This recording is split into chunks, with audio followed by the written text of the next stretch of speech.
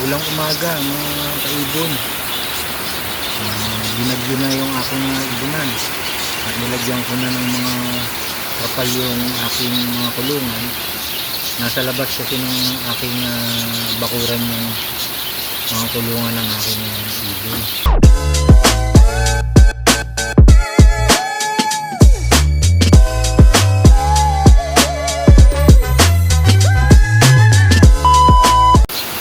Ayun nga mga kaibon, magulang umaga sa inyong lahat. Yun nga, nilagyan ko nga ng kapal yung aking ibunan. Kasi nga, itong ang bagyong dumaan sa atin ay malakas. Nasa labas kasi ng aking bahay yung mga kulungan. Wala silang mga bubong, bali trapal lang ang nilagay ko. Buti na lang at naagapan ko bago lumakas yung ulan, nalagyan ko na sila ng mga trapal. Kasi nga dyan nga nagsisimula yung mga sipon. Pag lagi silang nababasa ay yun nga, madali silang dapuan ng sipon.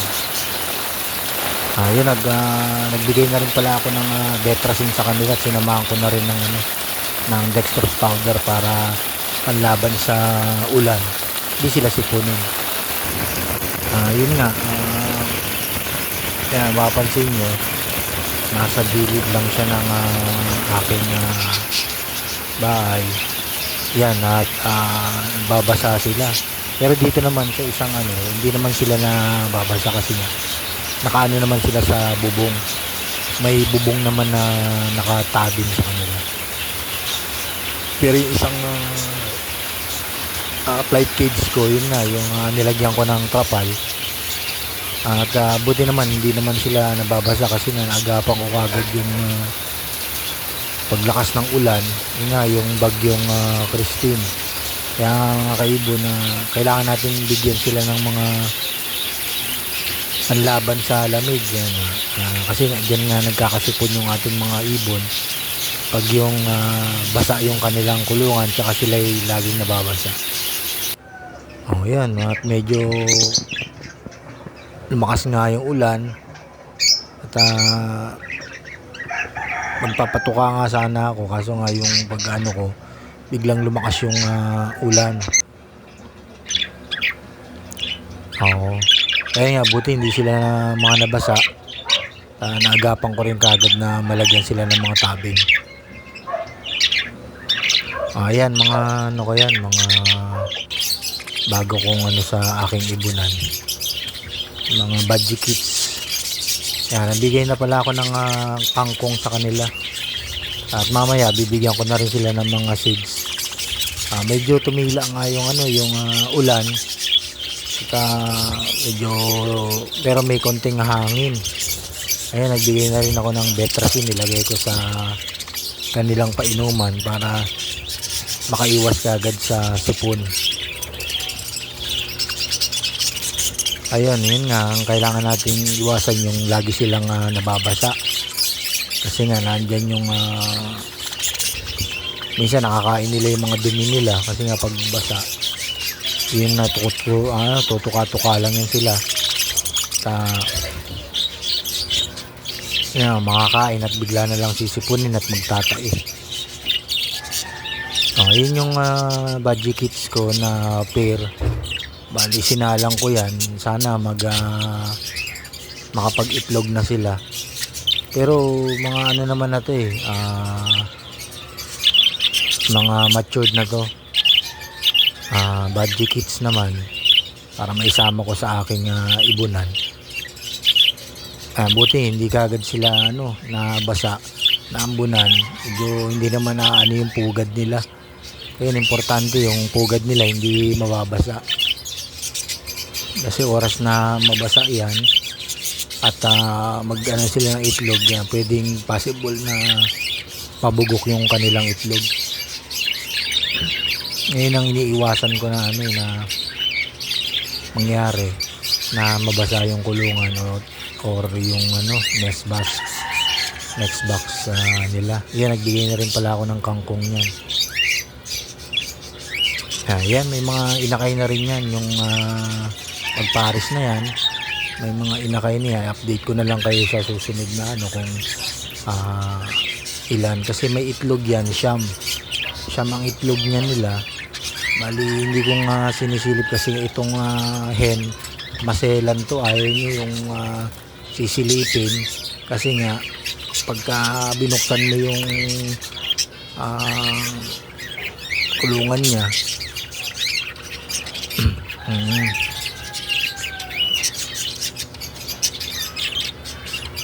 oh yan yung ito hindi ko pa hindi ko pa inaalis yung unang clutch nila. Bali ang nilabas niyan ay Lutino. Yan, nag-iisang Lutino lang yan na crested. Ngayon may itlog na yan, hindi ko pa inaalis kasi nga inaano ko pa, baka pag niligay ko sa plate cage at bugbugin lang ng mga ibang mga kasama. Yun nga, ito nga mga kaibon, yung sa kabilang double cage, yung magpares ko na rainbow. Bali itong inakay na to, kabababa lang nito kahapon. Ngayon may itlog na naman yung mga magulang na dalawa na yung initlog. Bali pang second clutch kasi ito yung unang clutch na nila. Yan yung magulang, yan bumaba, yan rainbow, back to back rainbow. Kasi itong lumabas na inakay nila, hindi siya visual na na katulad nung sa magulang. Bali white face siya, Moabe white face, white face. Bali tatlong Moabe white face, pero pa rin ang rainbow yan kasi yung body niya sa rainbow. Bali hindi lang siya nag yellow face. Bali white face yung tatlong anak nila. Bali yan, ang ID niyan ay Moabe rainbow. Yan, mapapansin nyo puro white face yung tatlong inanak nila. Ewan ko lang kasi medyo bata-bata pa, kung baka pag mature na baka lumabas yung pagka dilaw niya. Ayun yung tatay na andun sa sa nest box, nabantayin yung dalawang itlog nila. Yan, iaalisin ko yan pagka okay na, medyo tumutuka na kasi nga. Yan, ito naman yung mga African ko. Bali yung green fisher tsaka itong asawa niya na na perso, bali pinahinga ko muna para siguro nakaano na kasi ito naka tatlong clutch na. At ito nga isinama ko dito sa magpares ko rin na ipinahinga ko rin na par blue offline, tsaka yung kapares niya par blue rin. Ito yung blue perso, bali anak na nung green perso tsaka tsaka blue perso ko. Pansin nyo yan, tatlong yan mga anak na yan. Sinama ko na yan. Buti naman hindi naman sila nagbubugbugan kahit na pinagsama ko sila sa isang double cage. At least hindi naman sila Google P-yan. Bali ito pinangyayan ko na rin kasi nga nag-itlog to, hindi siya na-fertile. Bali dalawang beses na nag-itlog, nag-clutch, kaso hindi siya na-fertile. Ngayon pinahinga ko muna para baka sa susunod na salang ko ma-fertile na. Yan, nagbigay na rin pala ako ng kangkong sa kanila. Yan, para dagdag lakas nila. At mamaya magbibigay na ako ng seed sa kanila pagkatapos nilang kainin ng kangkong. Maaga pa naman, nagbibigay ako ng seed sa kanila mga 10 o'clock AM. Yun nga, nagbibigay ako 10 o'clock AM kasi nga bibigay ako ng kangkong ng 7 a.m. gulay muna, tapos pagdating ng 10 a.m. yun, mga seeds naman ang binibigay ko. Pero sabay bibigyan ko na sila bago ko sila bigyan ng gulay. Yung tubigan nila naka-ready na yan, at may na yan, may vitamins na yan. May kasi ako, may schedule na everyday na ibinibigay na sa umaga, iba-ibang vitamins yan. Meron akong upload na yung mga ibinibigay ko ng mga vitamins sa mga pagkain everyday. Panoorin nyo na lang sa video ko. Hanapin nyo yun sa video ko na yun nga, yung mga ibinibigay ko na vitamin sa kanila. At sa hapon naman, plain water lang. Kasi nga, kailangan natin palitan. 4 to 5 hours lang dapat yung vitamins niya na nakababad sa kanila. Kasi nga, pag minagdamag nyo yan, mapapanis yan. At mainom nila, yun nga, pwede pa silang magkasakit. Yun nga yung ginagawa ko sa pang-araw-araw. May mga tapos sabay sinasamahan ko na rin ng dextrose powder para kung sakaling hindi sila ma-dehydrate, kasi nga pampalakas nila yan, parang energy drink nila yan na dextrose powder na yan. Ayun nga, ito naman kaibon yung kakatail ko na galing to sa kapatid ko. Bali sa akin muna pinalaga kasi nga alis nga sila at walang maiiwan at walang magpapakain daw. Ngayon ibinigay ito sa akin, ako daw magparami. Yun nga, baka bukas lagyan ko na to ng nest box nila, kasi nga nakita ko nagme-mate na, at baka mag-possible mga ilang linggo pwede na silang mag-itlog. Bali update ko na lang kayo kung sakali kung mag-itlog. Yun nga, i-update ko kayo sa kanila kung makapag-itlog na sila. At sana maparami ko tong kakatail na to, kasi nga maganda yung itong parisan na to na Lutino, tsaka ewan ko anong ID nito, basta yellow face yung cock na parang paid yata to. Tapos itong hen naman yung Lutino na red eye. Sana nga maparami ko tong mutation na to na Lutino. Kasi nga meron naman akong pares na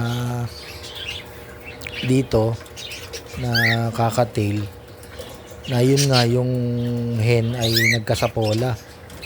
Sana hindi rin ito magkasapola para makapag-itlog. Yun nga, inaantay ko nga yung hen ko nga na ang kapares niya paid din na white face naman. Katulad din nitong yellow face na to.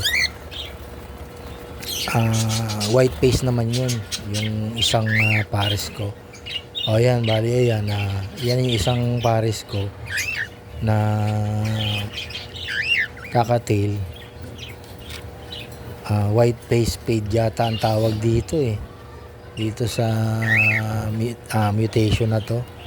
Kasi dito sa kakatail hindi ako familiar sa mga mutation na ito. Yun yung isa, yung white na yun, yung hen na may sapola. Tapos ito, meron silang isang kasama na hen, kaso bata pa to, na Lutino naman. Galing din yan sa brother ko. 3 yan pinaalaga sa akin. Bali 2 Lutino na hen, tapos itong kak na to. Bali itong magpares na to, talagang na daw to, proven na raw to sa kanila. Kaso ipinahinga lang niya. At ang i-breed ko na raw, baka makapag-itlog, okay naman doon, pangkapahinga na.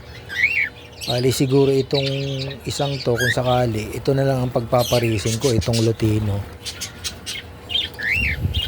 Ngayon nga, sila na lang yung pagpaparisin ko. Itong white face na feed ko. Tsaka itong lutino. Kasi kak naman tong isa, yung lutino na isa na kasama nila ay hen.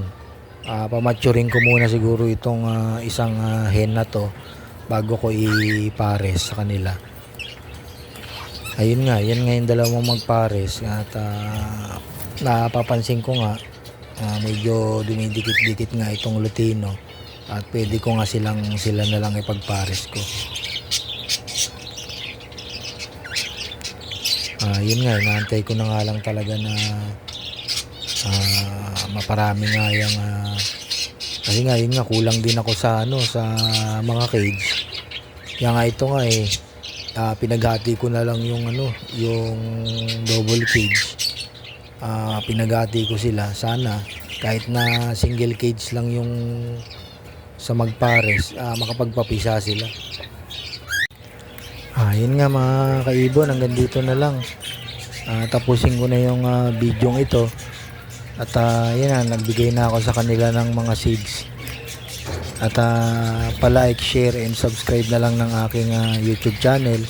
At pa-click na lang ng notification bell para updated kayo sa mga susunod na aking mga video. Sige na po, maraming salamat mga kaibon. Thank you. Thank you for watching.